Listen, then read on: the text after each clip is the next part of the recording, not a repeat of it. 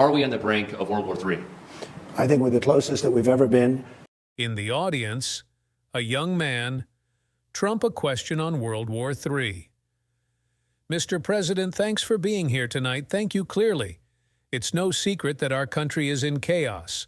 The world is in chaos. What happened with Yemen and the missile strikes the last few days, Ukraine, Palestine, we don't even know where the Secretary of Defense is right now. Are we on the brink of World War III? I think we're the closest that we've ever been. And you know, Joe, this won't be a regular war. This is not going to be, as I say, army tanks running back and forth shooting each other. These are weapons of mass destruction, the likes of which nobody's ever seen. I've seen them, and this is obliteration. This is not a world war like we are used to. World War I, World War II were terrible, horrible. This is so much bigger than that. This is, like annihilation. And we have people that can't put two sentences together. Our president can't speak. He can't speak a full sentence, and he's negotiating with Putin, and he's negotiating with President of China, who's very tough and very smart. I say that the media says, oh, you called him smart. Yeah, he's smart. He's very smart. He controls 1.4 billion people with an iron fist. I'd say that's smart, and he's a guy who loves China, and these are people that love their country, or certainly whether they love their country or not. They want to make their country great again, right? Like we're doing things at this country that nobody's ever seen. Then COVID came in. We did a great job with that, but never got the respect for the job. We did. With COVID, nobody knew what it was all over the world. It was ripping countries apart. The damage China didn't. I always said it came from Wuhan, and it did came from Wuhan.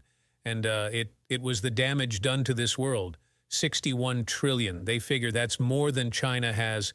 That's more than everybody has put together, $61 trillion in damage. I don't know if you've ever heard that number, but it's probably a relatively accurate number. They really put the world back many, many years, what they've done. And it's so sad to see that, but nobody's ever done the job.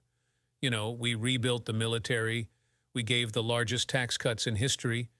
We gave the largest regulation cuts in history, even from a health standpoint, right?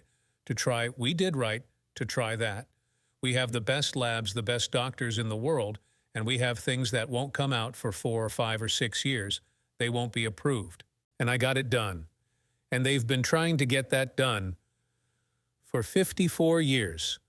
I got it done, and it saved thousands and thousands of lives. Nobody wanted it. The health companies didn't want it. The labs didn't want it. The Dr. S didn't want it. And the country didn't want it because everybody felt they were going to have liability. I got everybody in the room. The insurance companies didn't want it. I got them in a room. I said, look, the patient's going to sign no liability to anybody. And they were willing to do that. And we've saved thousands and thousands of lives. And, it's shown in many cases that the drugs really work. The drug companies didn't want it because they didn't want to take terminally ill people, the people that were terminal, and was incredible because it'd say for years, we don't want to take a chance because if they get sick, I say they're terminal. It's like that these are really sick people. These are people that will be dead. They are dying and they will have the right to use it. And they have had, and we've saved thousands and thousands of lives. And actually, it's been the opposite effect.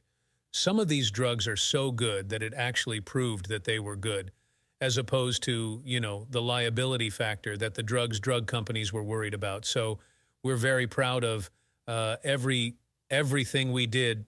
The greatest economy in the history of our country, and again, the biggest tax cuts in history, and that is substantially bigger than Ronald Reagan's tax cuts.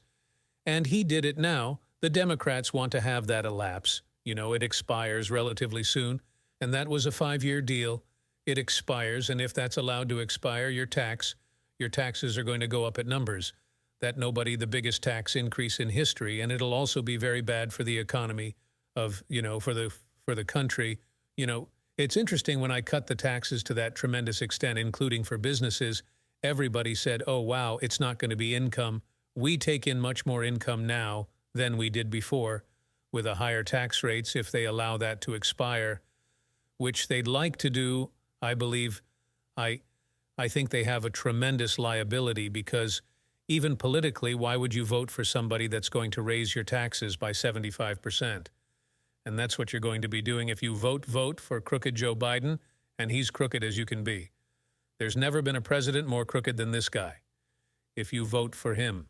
If you vote for crooked Joe Biden and he's crooked as you can be, there's never been a president more crooked than this guy if you vote for him. And remember this, he got a lot of money from China. He got a lot of money from Ukraine. He got a lot of money from Russia. Do you remember during the debate when I said, how come you got $3.5 million from the mayor of Moscow's wife?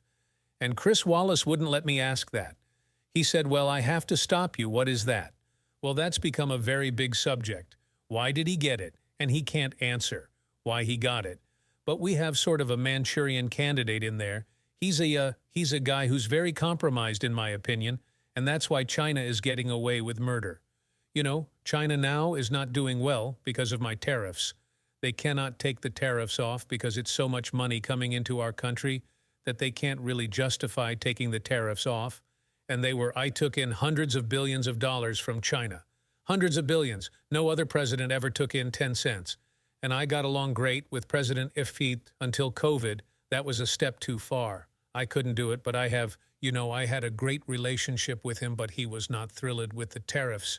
But we took in hundreds of billions of dollars, think of it. And no other president ever took in not 10 cents, and we were really rocking and rolling. And then this guy comes into office, and it's so bad. And we're laughing stock as a country. As you know, we're laughing stock all over the world. Very sad.